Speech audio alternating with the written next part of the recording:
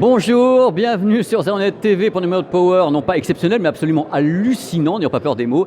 Nous sommes le 13 décembre, je suis à Paris pour la première conférence organisée par Blu-ray Partners.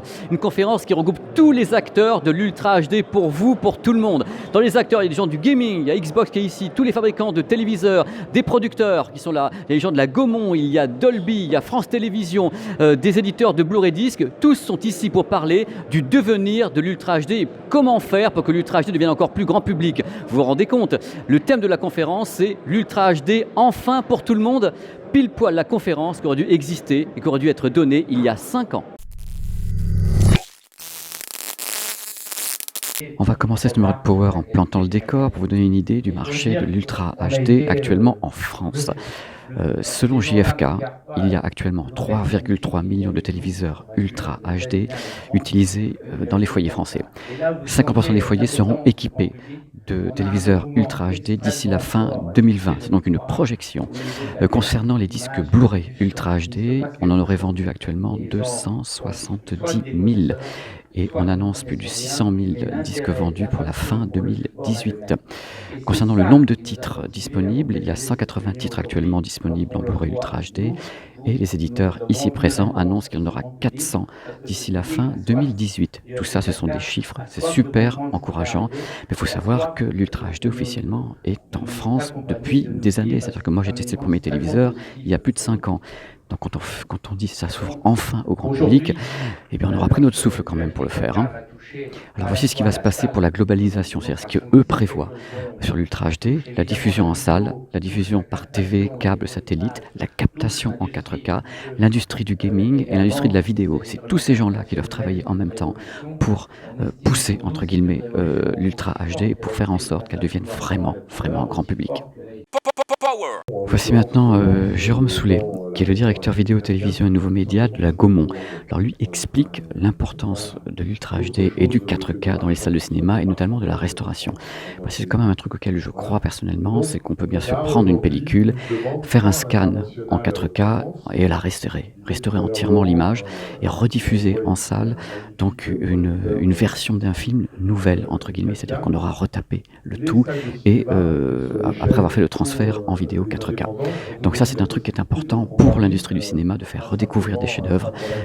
Là il va parler justement de Marcel Pagnol et autres, faire redécouvrir des chefs-d'œuvre avec donc une restauration qui était faite en numérique, en 4K. Ça j'y crois à mort. Ce que dit Jérôme Soulet actuellement, c'est qu'il y a beaucoup de salles de cinéma qui font carrément des demandes pour avoir justement accès à des masters entre guillemets de vieux films restaurés en 4K pour les rediffuser à nouveau dans les salles de cinéma. Et ça c'est une donne qui est nouvelle dans le cinéma, c'est-à-dire que maintenant les salles de cinéma sont un terrain d'expérimentation, les gens veulent à nouveau voir des films avec une nouvelle qualité. Donc ça c'est important de le signaler. Alors là maintenant on va parler des fondamentaux en fin de compte de l'Ultra HD pour tous les professionnels qui sont ici. Il y a donc l'Ultra HD, c'est-à-dire 4 fois plus de pixels à l'écran. Il y a le HDR, Dolby Vision et tout le tremblement. Il y a la possibilité d'avoir plus d'images par seconde, donc le High Frame Rate qui peut monter jusqu'à 60 images par seconde sur un Blu-ray, mais on peut aller beaucoup plus loin que ça. Il y a également ce qu'on appelle le White Color Gamut, c'est-à-dire un espace couleur beaucoup plus large sur les couleurs sur le RVB, donc on va très loin au niveau de la colorimétrie, et un apport sur le son également avec le Dolby Atmos, le DTS-X et tout le tremblement. Ce sont entre guillemets les 5 piliers qui sont poussés ici techniquement par tous les intervenants autour du marché Ultra HD, que ce soit professionnel ou grand public. Là on parle des deux, on parle vraiment des salles de cinéma, on parle de ce que vous avez chez vous, on parle des diffuseurs, satellites, SVOD, tout ça, tout en même temps. C'est-à-dire que c'est la façon dont on va essayer de pousser la chose.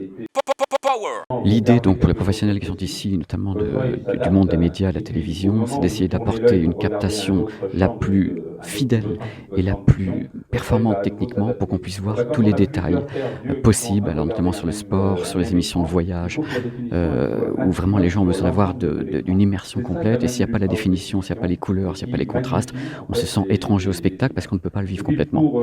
On mise également beaucoup sur le satellite parce que le satellite permet d'avoir une très haute qualité avec un gros débit numérique et donc pour eux c'est une solution également pour avoir de l'Ultra HD à domicile, c'est d'utiliser le satellite. Il y a 30 chaînes qui diffusent en Ultra HD actuellement. Alors là, c'est une donnée super importante pour le satellite uniquement. Ce que vient d'annoncer le monsieur, c'est que le débit, notamment sur Astra, pour les chaînes anglaises de sport, c'est entre 25 et 30 mégabits par seconde. C'est-à-dire qu'on dépasse tout ce qu'on peut avoir avec Netflix ou autres en système classique. Avec le satellite, on peut balancer, entre guillemets, de la sauce, quoi. Puisqu'il y a un débit maximum qui est très très très élevé et sans aucune conversion avec un débit adaptif. Eux, ils y vont à fond. Ils arrivent maintenant à parler de la fibre. Ils disent oui, la fibre est disponible et permet d'avoir des très hauts débits pour avoir de l'Ultra HD, mais la fibre n'est pas encore suffisamment distribuée en France pour pouvoir assurer à un maximum de personnes d'avoir de la qualité chez soi. Donc c'est pour ça ils pensent au satellite, à d'autres trucs, mais le satellite n'est pas aussi... Moi pour mon avis, c'est que le satellite, c'est aussi compliqué, quoi. On est toujours en train d'essayer de trouver des solutions pour le public. C'est le but de cette conférence. On y arrive à nouveau. Là, c'est un discours très franc de la part de France Télévisions qui dit voilà, il y a 5 ans, les fabricants ont lancé des téléviseurs Ultra HD, il n'y avait rien à mettre dedans. Donc ils ont lancé les téléviseurs sans même s'occuper de nous, c'est-à-dire nous, les diffuseurs, les télévisions, les lecteurs de Blu-ray. Ils ont lancé le produit. Donc nous, après, il faut qu'on remplisse ces téléviseurs. Et on en est 5 ans après à se dire mais alors, comment on va le remplir correctement? Donc vous vous rendez compte un petit peu le truc, c'est que vraiment les téléviseurs ont été très rapidement arrivés sur le marché et après nous, on doit intervenir derrière ça. Il faut également savoir qu'en ce qui concerne France Télévisions, ils ont été les premiers, je crois, à Roland-Garros, à faire une diffusion directement en Ultra HD 4K avec un son Dolby Atmos. Ils avaient du Dolby Vision, ils ont défriché le terrain avec Roland-Garros. Ils tournaient avec des caméras 4K, 8K et 16K. Parce que quand on tourne en 16K, on peut faire un zoom dans l'image de très bonne qualité. Quand on a un gros master, donc une grosse captation 16K, vous voyez mon doigt, on peut faire un zoom à l'intérieur et avoir comme ça un suivi d'une balle, un suivi de n'importe quoi d'un joueur, en gardant une belle qualité. Voici le quart régie qui est montré à l'écran, le quart régie de France Télévisions, dans lequel j'étais à ce moment-là d'ailleurs. Donc là, France Télévisions rajoute une couche en disant que maintenant ils sont prêts, c'est-à-dire que maintenant, grâce justement à l'aide de TDF, à l'aide de Samsung, LG et autres, avec qui ils ont travaillé avec Dolby Vision, Dolby Atmos, ils considèrent maintenant qu'ils sont prêts. Ils sont prêts à fournir des contenus H24 en Ultra HD de qualité. Donc vous vous rendez compte le temps qu'il a fallu entre justement le moment où on a introduit les téléviseurs il y a maintenant 5 ans et maintenant des gens qui disent on est prêt à donner des images 5 ans après. Donc c'est là où moi j'avais commencé déjà à faire beaucoup de numéros de Power en disant que on marchait sur la tête parce qu'en fin de compte tout aurait dû être fait en même temps. On lance des téléviseurs Ultra HD, il y a les programmes qui arrivent juste derrière et qu'on n'attend pas aussi longtemps.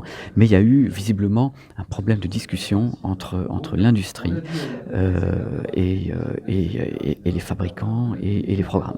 Alors là, on en arrive à la problématique de la chaîne de télévision, c'est-à-dire qu'à la base, il faut savoir que ces chaînes de télé ont une infrastructure technique qui n'était pas du tout prête pour l'Ultra HD. Ils étaient prêts pour faire de la HD, du Full HD, donc avec avec des câbles en cuivre et autres qui reliaient les régies. Maintenant, il faut tout revoir à zéro, c'est-à-dire que le problème de l'Ultra HD, c'est que ça demande beaucoup de matériel, de débit et de choses techniques qu'il faut donc revoir de A à Z. Monsieur Xbox entre en piste et dit que voilà, depuis le début, on annonce qu'il y a 30 000 lecteurs de Blu-ray Ultra HD qui sont disponibles sur le territoire français, mais en fin de compte, on oublie les consoles. Et eux, ils ont déjà vendu des centaines de milliers de consoles qui disposent de la lecture Ultra HD et qui peuvent justement être utilisées comme vecteur de démocratisation pour les gens qui possèdent ce matériel. C'est vrai, quand on achète la console et qu'on sait qu'on peut lire des disques Ultra HD, on a envie d'essayer déjà. C'est le moment pour Victor, qui est le vice-président de la Blu-ray Disc Association, d'entrer en piste. Je vous encourage à regarder d'ailleurs le numéro de Power dans lequel il est invité. Il vous dit exactement tout ce qu'il y a à l'écran. C'est que le disque vive longtemps et les projections faites notamment sur les États-Unis sont très bonnes. C'est-à-dire que l'accueil du Blu-ray Disc Ultra HD est très bon, notamment aux US. La France s'y met, mais c'est un petit peu plus lent, mais c'est très encourageant.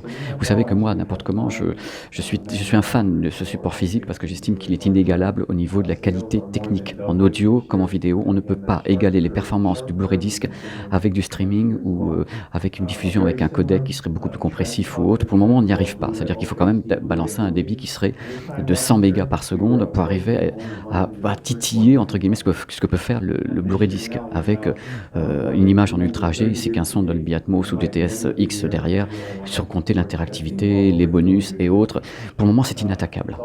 Je vais vous faire un petit peu un résumé de ce que je vois à l'écran. écran concernant notamment les éditeurs qui sont engagés actuellement dans les Blu-ray Ultra HD, HDR notamment. Il y a la Fox, Lionsgate, Paramount, Sony, Universal, Walt Disney et Warner.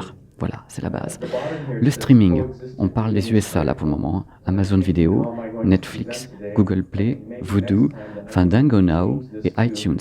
Voilà, c'est la base de chez base.